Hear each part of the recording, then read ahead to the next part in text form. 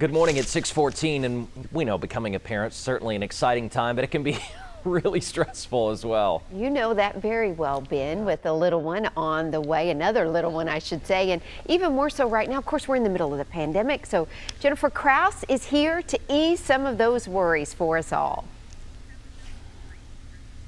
That's right. Good morning. Yeah, first the pandemic, now all these new variants on top of just the stress, as Ben was mentioning, of welcoming a new life into the world. Giving birth during COVID can be so stressful, but there are some things you can do now so you're better prepared when it comes time to welcome your new family member. Sandy Sicular is an ER doctor, so working from home to keep safe from COVID is not an option. To complicate matters, Sandy is also 6 months pregnant, which worries her wife Erin every time she leaves for work. She was very concerned, but we took all the necessary precautions. This being their second child, giving birth this time will be totally different.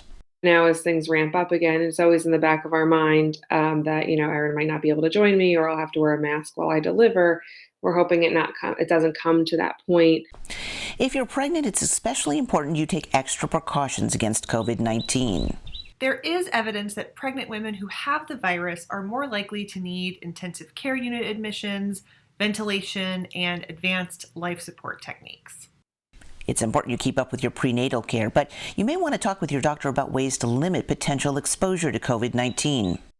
You'll probably have to go to the doctor's office for ultrasounds, but it might be possible to do some of your other prenatal appointments virtually. Prepare yourself for delivery by asking key questions in advance, like where to go when you arrive at the hospital, how your experience might be different if you test positive for COVID-19 when you show up, and how many people can be with you during labor, which can be especially important if you're planning to use a doula.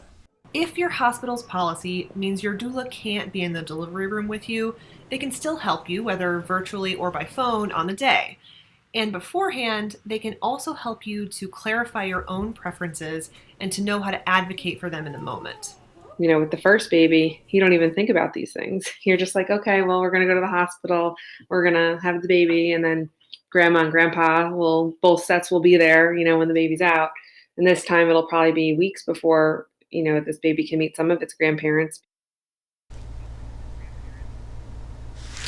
And if that's you, if you're not able to have family and friends over to see you and the new baby when you get home, talk with them now about things that they can do to still support you, either virtually or, Rebecca, in person by, say, bringing food and leaving it on your front porch for you.